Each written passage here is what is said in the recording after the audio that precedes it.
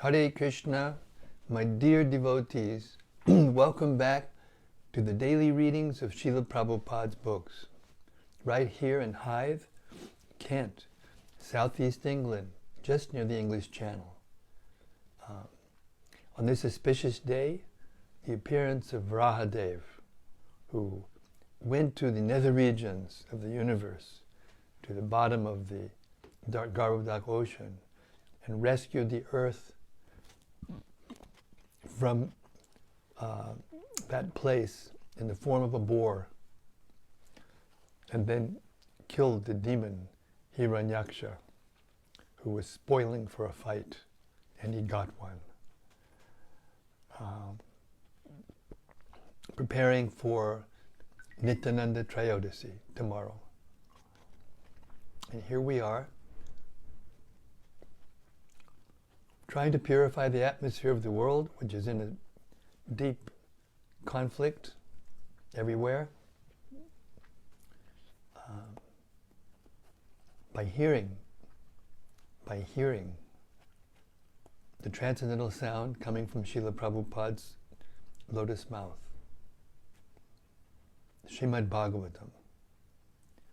Sanatana Goswami, after he heard from Sri Chaitanya Mahaprabhu as his senior disciple and received more personal instructions than anyone else, composed this stotra, Śrīmad-Bhāgavata Mahima Stotram, which glorifies the Bhagavatam. And in that glorification is explaining why we're doing what we're doing. It goes like this. Sarva Shastrabdi Piyusha, Sarva Vedaika Satpala, Sarva Siddhanta Ratnaja, Sarva Lokaika Drikprada. O nectar from the ocean of all scriptures, singular fruit of all the Vedas, rich mine of the precious gems, of all conclusive truths, you are the only giver of sight to all the worlds. Sarva Bhagavata Purāṇa, Śrīmad-Bhāgavata Prabho, Kalidvandoditaditya, Sri Krishna Parivartida. O life air of all the Supreme Lord's devotees, O Master, Śrīmad-Bhāgavatam, you are the sun risen in the darkness of Kali. You are the exact image of Sri Krishna. Paramananda Pataya, Prema Varshakshadayate, Sarvada Sarvasevyaya, Sri Krishnaya Namostume. I bow down to you, who were supremely blissful to read. Your every syllable pours down a flood of prema.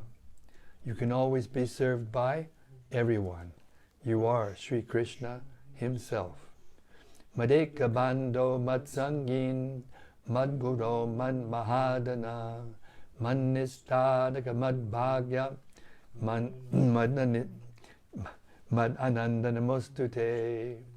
My only friend, my constant companion, my spiritual master, my great wealth, my savior, my good fortune, my source of ecstasy. I bow down to you. Asadhu sadhutadayin, atini chochotakada, hanamuncha gadachin mam, premna rit kantayokspudha.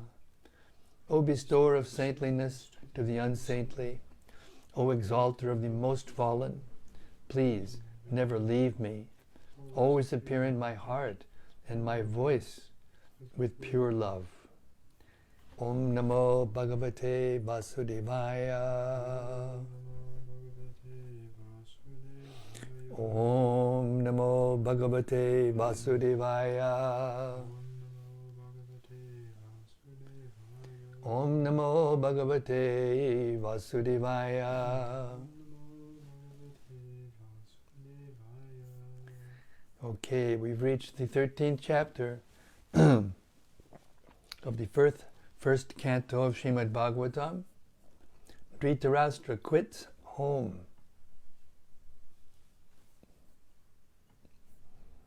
and he's left. Maharaj Yudhishthira was great anxiety because in the Vedic culture, the first thing that a great soul would do would to go see his elders and offer obeisances. And when he saw that Dhṛtarāṣṭra and Gandhari and Vidura were not there, and they didn't tell anybody, even Sanjaya, his personal secretary, he was lamenting. And guess who shows up? Naradaji, Narada Muni.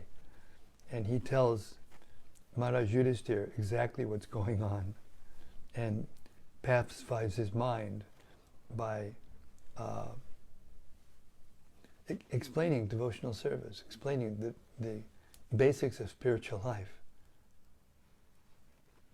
So even Maharaj Yudhishthira, as great as he was, he had to hear the basics from Narada Muni. So we should never think that we're above needing to hear the basics of spiritual life. And Prabhupada saw to it that we would always hear the basics of spiritual life, as long as we're intelligent enough to read his books. So we'll start today with text 48, right at the end of Narada Muni's little discourse to Maharaj Yudhishthira. Narada speaking. Therefore, O King, you should look upon the Supreme Lord only, who is one without a second, and who manifests himself by different energies, and is both within and without. Purport. The Supreme Personality of Godhead is one without a second, but he manifests himself by different energies, because he is by nature blissful. The living beings are manifestations of his marginal energy, qualitatively one with the Lord. And there are innumerable living beings both within and without the external and internal energies of the Lord. Since the spiritual world is a manifestation of the Lord's internal energy, the living beings within that internal potency are qualitatively one with the Lord, without contamination from the external potency. But the living beings in the external potency of the Lord, although also qualitatively one with the Lord, are pervertedly manifested due to contamination of the material world, and therefore they experience so-called happiness and distress in the material world. Such experiences are all ephemeral and do not affect the spirit soul. The perception of such ephemeral happiness and distress is due only to the spirit soul's forgetfulness of his qualities, which are equal to the Lord's.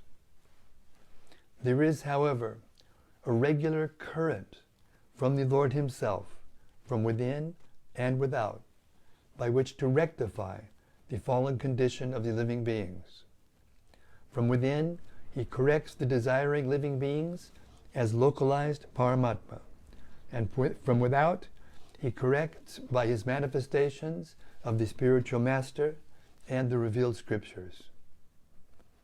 In this verse, the instruction that one should look into the Lord means that one should not be disturbed. In this verse, the instruction that one should look unto the Lord means that one should not be disturbed by the so-called manifestations of happiness or distress, but should try to cooperate with the Lord in his outward activities for correcting the fallen souls. By his order only, one should become a spiritual master and cooperate with the Lord. One should not become a spiritual master for one's personal benefit, for some material gain, or as an avenue of business or occupation for earning a livelihood. Bona fide spiritual masters who look unto the Supreme Lord to cooperate with him are actually qualitatively one with the Lord, and the forgetful ones are perverted reflections only. Yudhishthira Maharaj is advised by Narada, therefore, not to be disturbed by the affairs of so-called happiness and distress, but to look only unto the Lord, to execute the mission for which the Lord had descended. That was his prime duty. Text 49. That Supreme Lord, that Supreme Personality of Godhead, Lord Sri Krishna, in the guise of all-devouring time, Kala Rupa, has now descended to earth to eliminate the envious from the world. Purport. There are two classes of human beings, namely the envious and the obedient. Since the Supreme Lord is one and the Father of all living beings, the envious living beings are also his sons, but they are known as the asuras. But the living beings who are obedient to the Supreme Father are called devatas, or demigods, because they are not contaminated by the material conception of life. Not only are the asuras envious of the Lord in even denying the existence of the Lord, but they are also envious of all other living beings.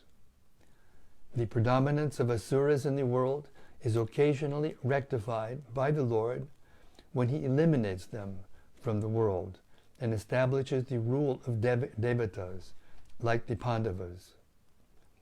His designation as Kala, in disguise, is significant. He is not at all dangerous, but he is the transcendental form of eternity, knowledge, and bliss. For the devotees, his factual form is disclosed, and for the non-devotees, he appears as Kala Rupa, which is his causal form. This causal form of the Lord is not at all pleasing to the asuras, and therefore they think of the Lord as formless, in order to feel secure that they will not be vanquished by the Lord. That's a very important sentence. I'll read this again. This causal form of the Lord is not at all pleasing to the asuras, and therefore they think of the Lord as formless in order to feel secure that they will not be vanquished by the Lord. Srila Prabhupada Ki Jai. Text 50. The Lord has already performed his duties to help the demigods, and he is awaiting the rest. You Pandavas may wait as long as the Lord is here on earth. Purport. The Lord descends from his abode, Krishna Loka, the topmost planet in the spiritual sky, in order to help the demigod administrators of this material world when they are greatly vexed by the asuras, who are envious not only of the Lord, but also of his devotees. As referred to above, the conditioned living beings contact material association by their own choice, dictated by a strong desire to lord it over the resources of the material world and become imitation lords of all they survey. Everyone is trying to become an imitation God. There is keen competition amongst such imitation gods, and such competitors are generally known as asuras. When there are too many asuras in the world, then it becomes a hell for those who are devotees of the Lord. Due to the growth of the asuras, the mass of people who are generally devoted to the Lord by nature and the pure devotees of the Lord, including the demigods and higher planets, pray to the Lord for relief, and the Lord either descends personally from his abode or deputes some of his devotees to remodel the fallen condition of human society, or even animal society. Such disruptions take place not only in human society, but also among animals, birds, or other living beings, including the demigods of the higher planets. Lord Sri Krishna descended personally to vanquish asuras like Kamsa, Jarasandha, and Shishupal, and during the reign of Maharaj Yudhishthira, almost all these asuras were killed by the Lord. Now he was awaiting the annihilation of his own dynasty, called the Yadu-Vangsha, who had appeared by his will in this world. He wanted to take them away before his own departure to the eternal abode. Narada, like Vidura, did not disclose the imminent annihilation of the Yadu dynasty, but indirectly gave a hint to the king and his brothers to wait till the incident happened and the Lord departed.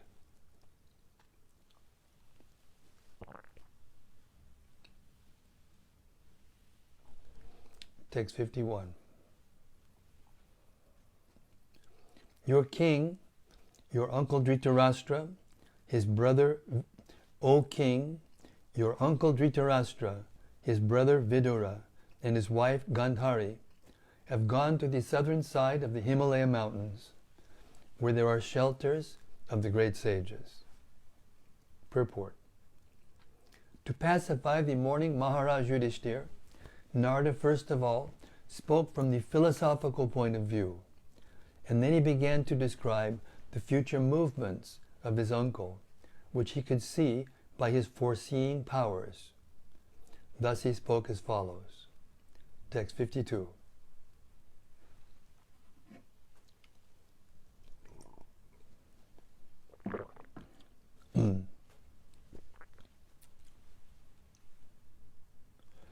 The place is called Saptasrota, divided by 7, because there are waters of the sacred Ganges, because there the waters of the sacred Ganges were divided into 7 branches. This was done for the satisfaction of the 7 great rishis. Text 53. On the banks of the Saptasrota, Dhṛtarāṣṭra is now engaged in beginning Ashtanga Yoga by bathing 3 times daily in the morning, noon, and evening, by performing the Agnihotra sacrifice with fire, and by drinking only water.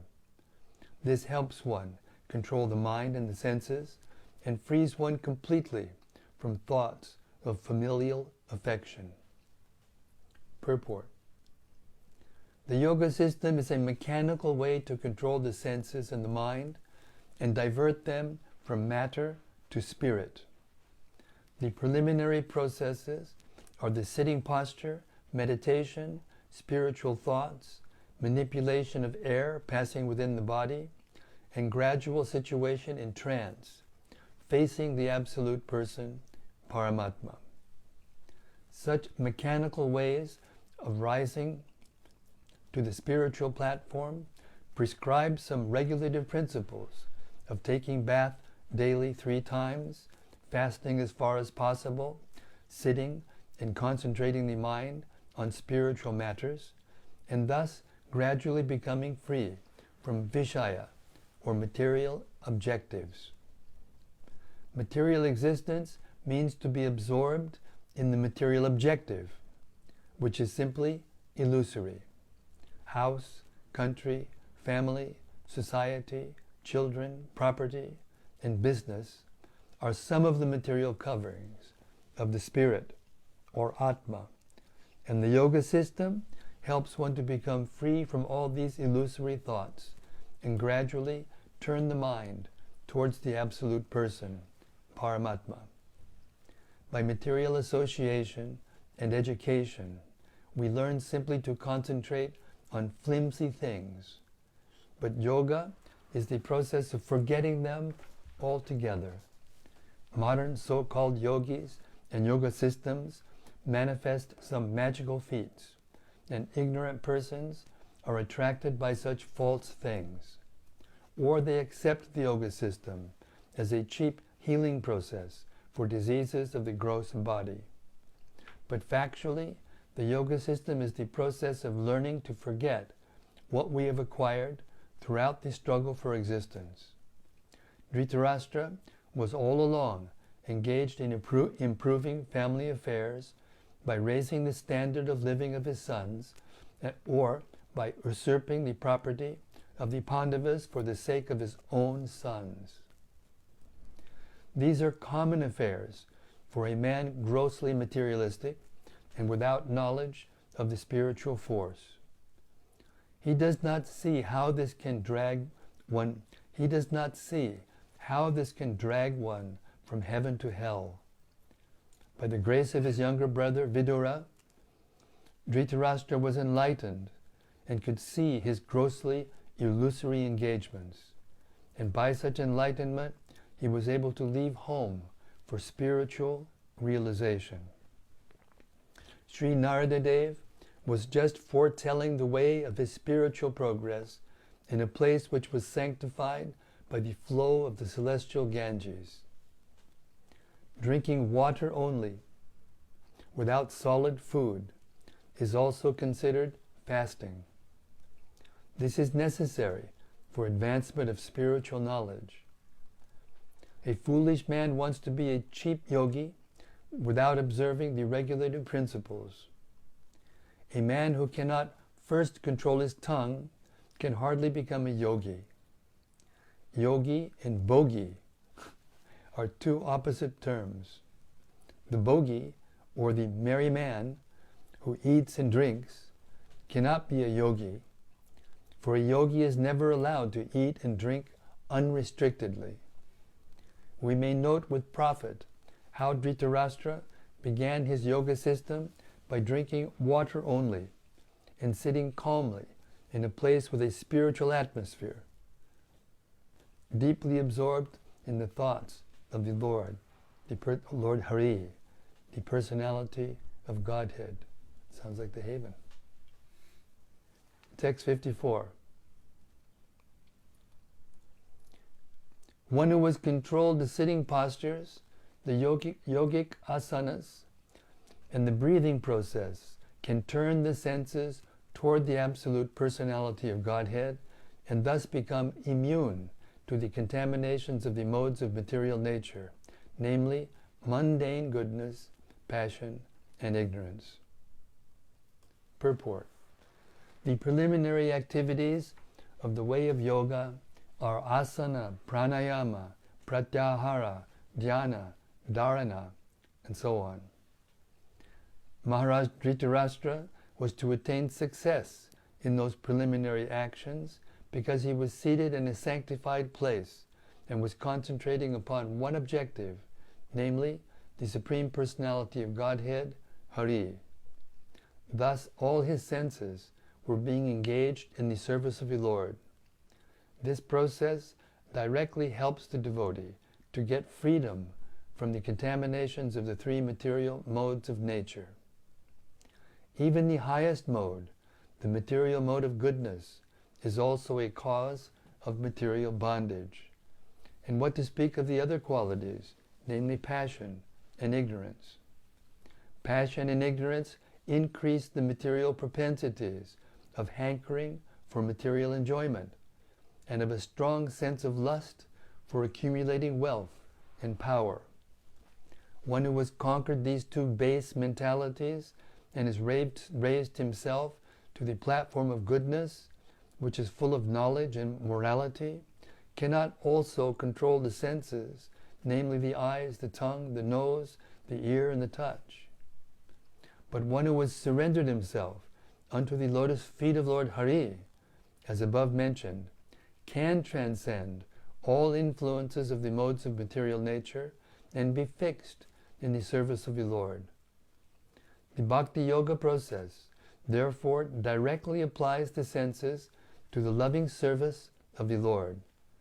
This prohibits the performer from engaging in material activities. This process of turning the senses from material attachment to the loving transcendental service of the Lord is called pratyahara, and the breathing process is called pranayama, ultimately ending in samadhi, or absorption in pleasing the Supreme Lord Hari by all means. Text 55.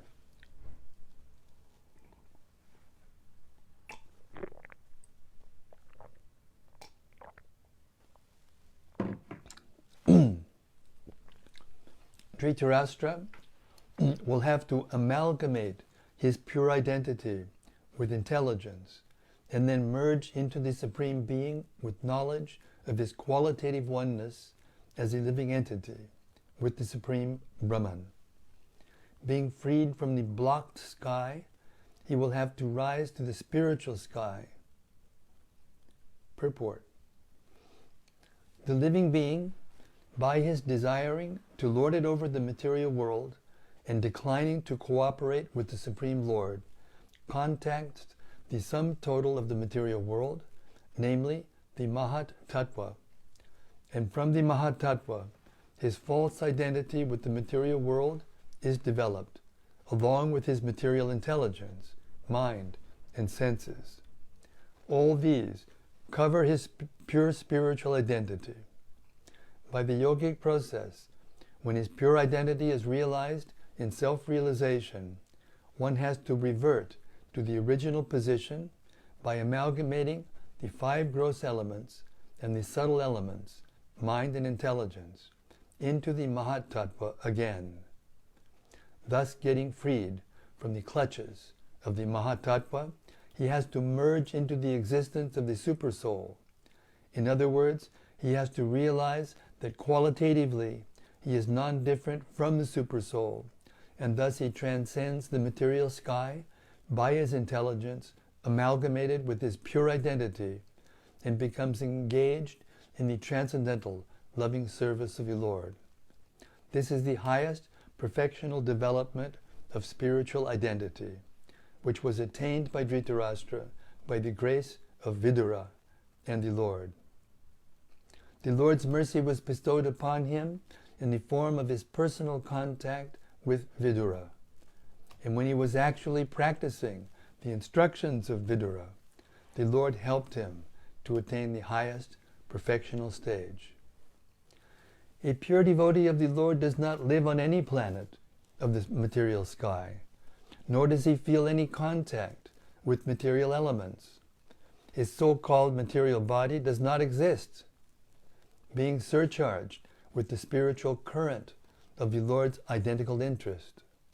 And thus he is permanently freed from all contaminations of the sum total of the Mahat Tattva. He is always in the spiritual sky, which he attains by being transcendental to the 7-fold material covering by the effect of his devotional service.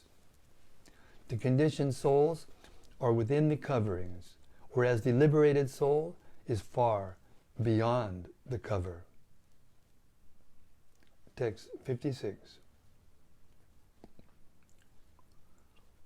He will have to suspend all the actions of the senses, even from the outside, and will have to be impervious to interactions of the senses, which are influenced by the modes of material nature.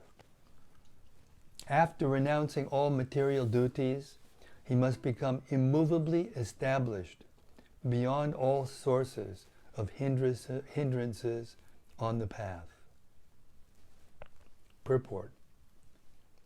Dhṛtarāṣṭra had attained, by the yogic process, the stage of negation of all sorts of material reaction. The effects of the material modes of nature draw the victim to indefatigable desires of enjoying matter. But one can escape such false enjoyment by the yogic process. Every sense is always busy in searching for its food, and thus the conditioned soul is assaulted from all sides and has no chance to become steady in any pursuit. Maharaj Yudhishthira was advised by Narada not to disturb his uncle by attempting to bring him back home. He was now beyond the attraction of anything material. The material modes of nature, the gunas, have their different modes of activities, but above the material modes of nature is a spiritual mode, which is absolute. Nirguna means without reaction. The spiritual mode and its effect are identical. Therefore, the spiritual quality is distinguished from its material counterpart by the word nirguna. After complete suspension of the material modes of nature, one is admitted to the spiritual sphere. An action dictated by the spiritual mode is called devotional service, or bhakti. Bhakti is therefore nirguna, a state one attains by direct contact with the Absolute. Text 57. O King, he will quit his body, most probably on the 5th day from today, and his body will turn to ashes. Purport. Narada Muni's prophecy prohibited Yudhishthira Maharaj from going to the place where his uncle was staying, because even after quitting the body by his own mystic power, Dhṛtarāṣṭra would not be in need of any funeral ceremony. Narada Muni indicated that his body by itself would burn to ashes. The perfection of the yoga system is attained by such mystic power.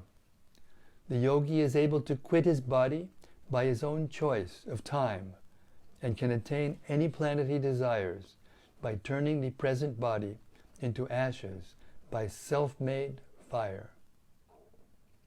Text 58.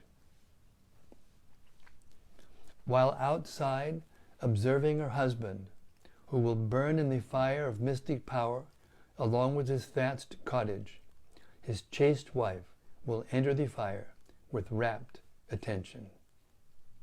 Purport.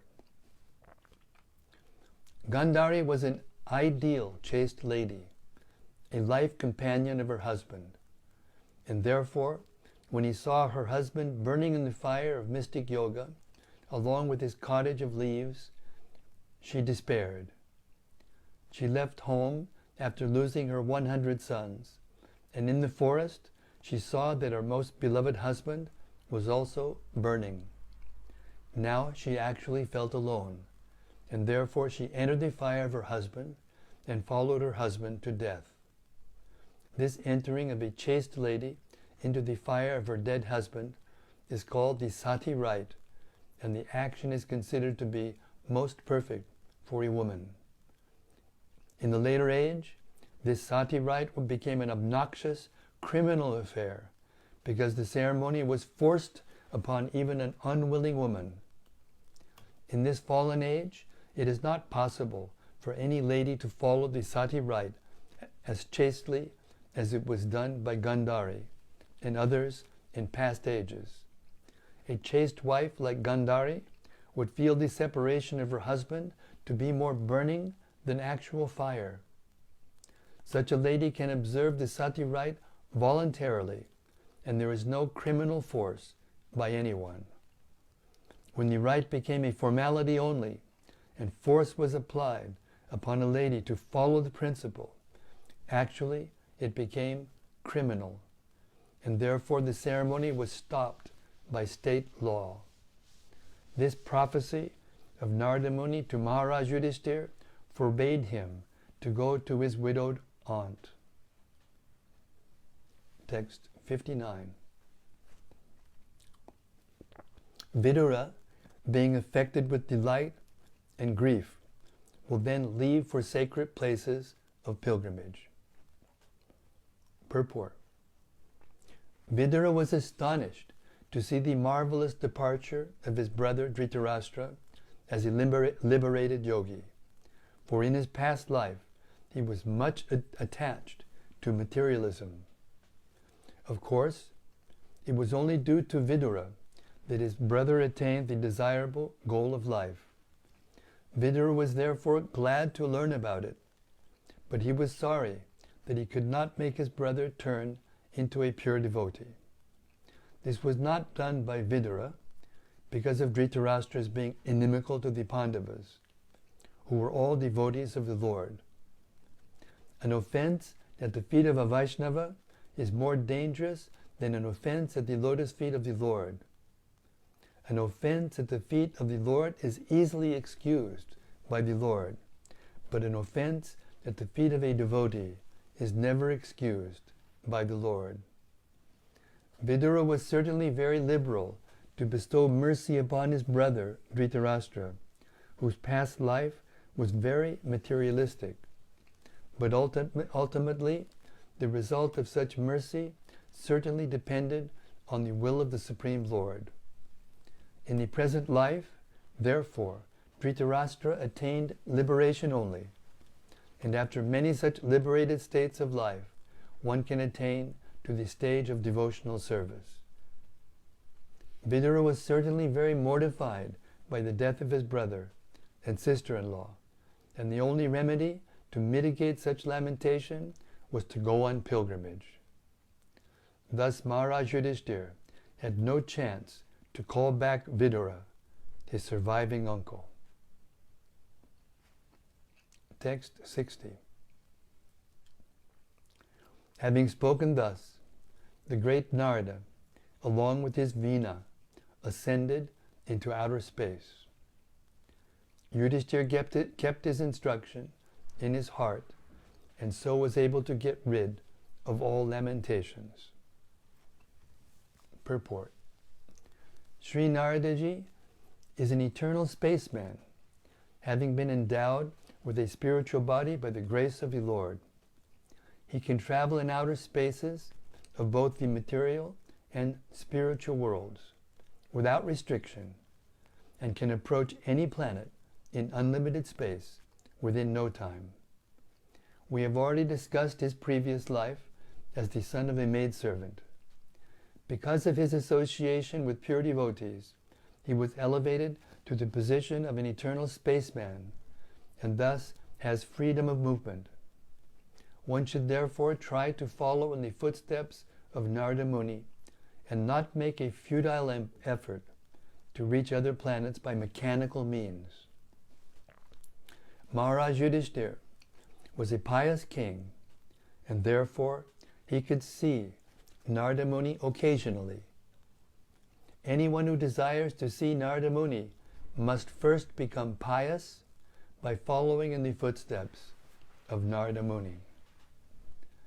Thus end the Bhaktivedanta purports of the first canto, 13th chapter of Śrīmad-Bhāgavatam, entitled Dhṛtarāṣṭra Quits Home.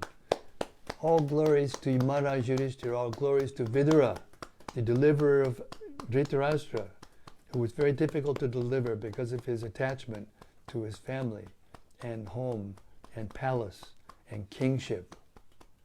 Hare Krishna. All glories to Dhṛtarāṣṭra, who finally accepted the path of liberation, and Gandhari, his chaste wife, who also attained the same destination, perfecting her human form of life. Hare Krishna. Quite an adventure, this Śrīmad-Bhāgavatam. Isn't it? It's exciting. All methods of dramatic drama are used in Śrīmad-Bhāgavatam in perfection. Okay, guess what time it is? 7:47. We're getting pretty close to the disappearance of Lord Krishna, which we'll hear about starting tomorrow. Okay, we'll end our reading there and wait for the reflections to light up our hearts, the Vaishnava reflections. Hare Krishna. First up this evening is Rati Manjari. Rati Manjari, first off the block. It's a good sign. Jai Guru Maharaj, kindly uplift us all with the power of truth. Well, I have no power of any kind, but I can read, And Srila Prabhupada has the power. But thank you very much for that thought. It's encouraging, and it moves me to continue to do this for the rest of my life. Hare Krishna. And from Sudevi Dasi. Yes, Sudevi Dasi. Hare Krishna, dear Maharaj, please accept my humble obeisances. I am still here, hearing and understanding a bit more as time goes by. I am slow. So you are, and so you are, headed for perfection. Hare Krishna. And I'm so happy that you are there every day for these readings. I'm so happy. It's so encouraging. Hare Krishna. And from Gopakanya Devi Dasi. Gopakanya Devi Dasi, Hare Krishna. Jai Maharaj, Hare Krishna to all assembled sages. Happy Varaha Dwadashi.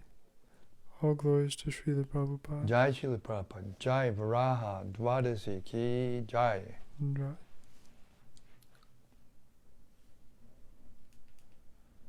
And from Bhakti Rupa. Hey Bhakti Rupa, Hare Krishna. Hare Krishna Maharaj. I love how Prabhupada described asuras as being imitation gods. Yeah.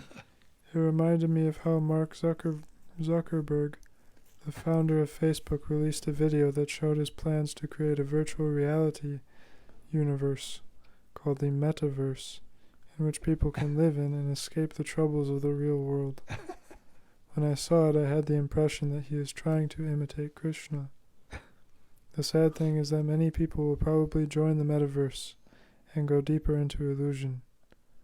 I suppose we're going to have to get some virtual reality goggles for some Metaverse book distribution in Harlem. That's hilarious. Mhm. What a wonderful reflection. Thanks very much. The Metaverse, Hare Krishna. Yeah, it you know, one of the things I think in the purport you're quoting is that these imitation gods are greatly competitive. And Zuckerberg is one of the most competitive persons you can imagine. You've got him and it's Elon Musk, and he's shooting his car into space. He did. He shot his own car into space. What better thing is there to do with all that money? One of the most rich people in the world. And what can he do? Shoot his car up into space. It makes absolutely no practical sense. It is useless. There's no good coming from it. And now Zuckerberg is going to make a meta-universe, which is, you know, the extent of the ignorance is breathtaking. It's hard to imagine how anyone could be that stupid. It's almost as if you want to become very rich, become very stupid. Maybe clever, you know, maybe technologically advanced, but stupid. That you use all those resources to do something so entirely useless. Excuse me, I'm getting a little carried away here. Hare Krishna. Anyway, thank you, Bhakti Rupa, for that lovely reflection, inspiration. And from Anandamurti Devi Dasi. Hare Krishna, Anandamurti. Dear Gurudev and assembled devotees, please accept my humble obeisances.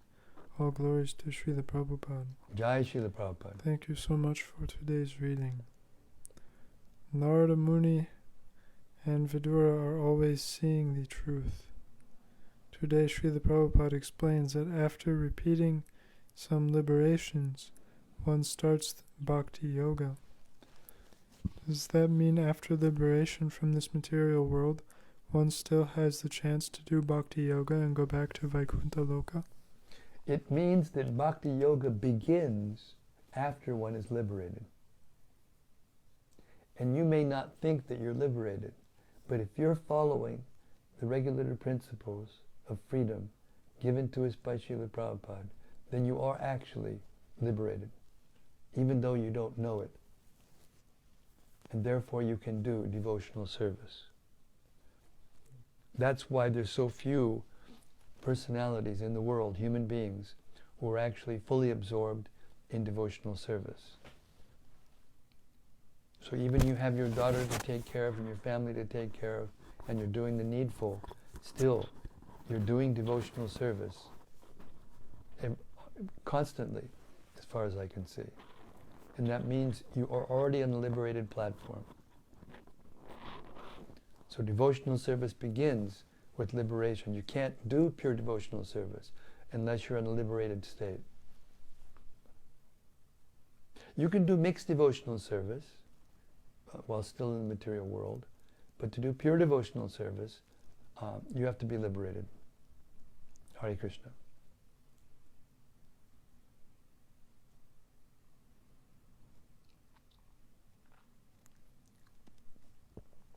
Pure devotional service is done by the spiritual senses.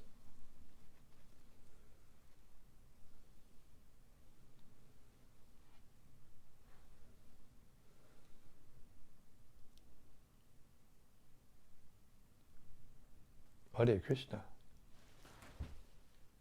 That was short and sweet. Or maybe we wait until we see. Maybe there's some more. Bhakti-rupa. Haribo Bhakti-rupa. That was hilarious, Maharaj. I actually did an outreach talk a few weeks ago about the metaverse, where I presented this world as a virtual reality based on Sataputa's book, Maya, The World as Virtual Reality. The guests were very enlivened and were talking about the topic after the talk. Yes. Over prasadam. Yes.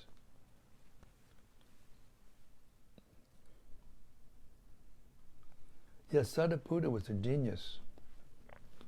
He used to come see me in Spain when I was working there, when I was serving there. We preached together to some, scientists. And I saw the quality of his intelligence. He was a brilliant person. He had a way of, connecting the thoughts from the Bhagavatam to the scientific thought of the material world in a way to reconcile it. And it was a tragedy that he left this world. He and Gopi Purāṇa Prabhu, their departures were especially a great loss to the world because of their developed intelligence, spiritual intelligence. Hare Krishna.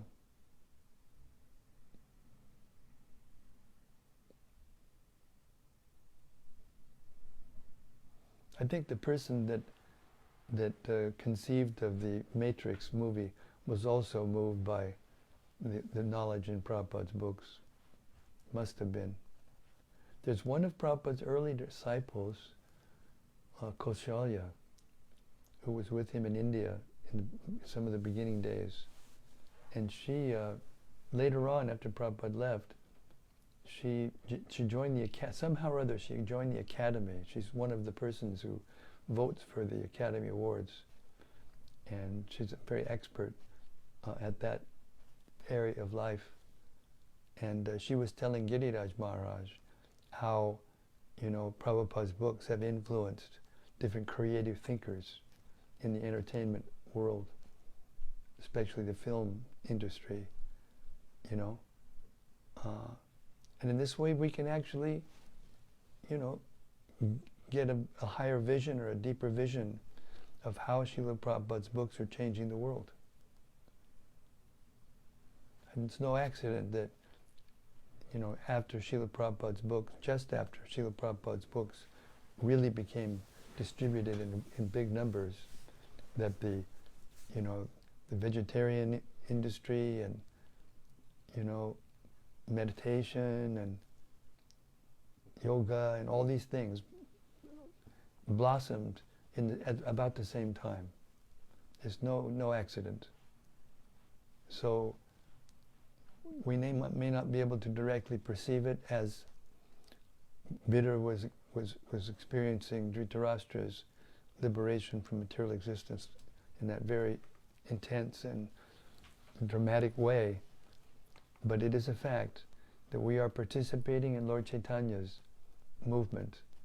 And Lord Chaitanya is spreading Krishna consciousness all over the world simply by his desire. Because Krishna is not an ordinary person. His thoughts are not different than reality.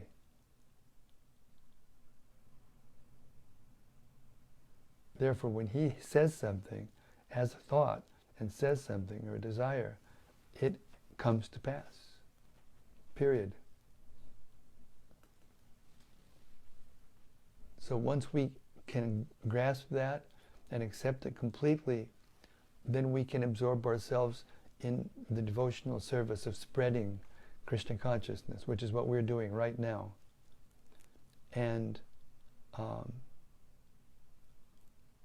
there is no higher thing to do. There is no, better thing to do.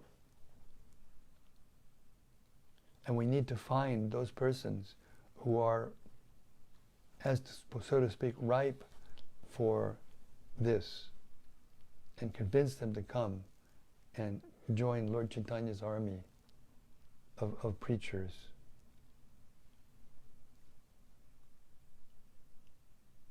It's extremely urgent, and it's getting more urgent every day. So whoever you are, whenever you go out and do your thing, to do the things you need to do to keep your body and soul together, keep your eye out for people who are actually sincere and interested, and cultivate them. Give them books, take them prasadam, even just by your company. Just like our Abai goes out into this village we are living in, the city nearby, Canterbury, where the famous cathedral is, seat of the Church of England, and he meets nice people and gives them books, and they become favorable. And then when he sees them again, they call to him, and like that, their consciousness is is waking up. As we just heard, the soul is eternally a lover of Krishna. It's there in the heart of every living being, and we just have to wake it up. And how we wake it up? By our company, by our association.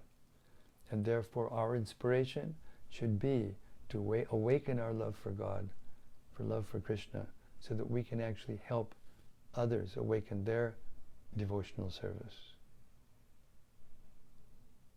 And although it doesn't look like we're having such an effect, we are having a great effect on the world. And as history unfolds, it will become clearer and clearer to more and more people, and we must be prepared at some point in time, as Srila Prabhupada told us, to give shelter to millions of people. And then the movement will become much more influential, much more prominent. Hare Krishna.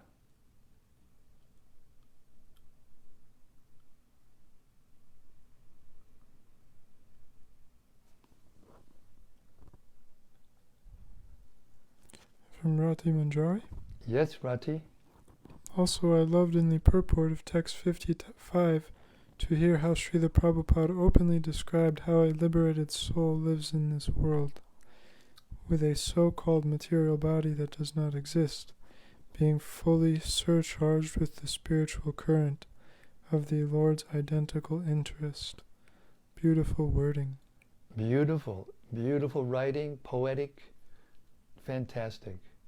And this current, when I heard that, I was reminded that there is a current coming from the spiritual world, a current of sound and consciousness coming from the spiritual world through the disciplic succession. Therefore, we should never think that Krishna will abandon us. He's there in our hearts. He goes with us wherever we go. He's Suridam, Sarvabhutanam. He's the true friend of all living entity, the only person who can be the true friend of all living entity. He's the only person who can know everyone, and because he's in the heart. And always waiting, and always willing and able to wake the soul up as soon as the soul starts to turn his face towards him.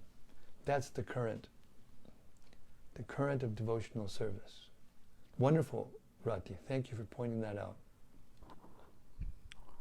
She has another comment also. Yes, please. Dear Guru Maharaj, please accept my humble obeisances. Thank you for another adventurous reading indeed. Tonight I was intrigued by how by the mercy of Vidura,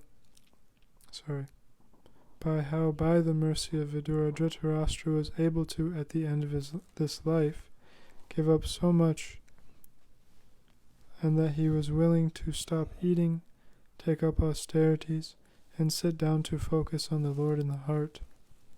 It appears that he was able to be a devotee after all. Fascinating how powerful the mercy of a pure devotee is.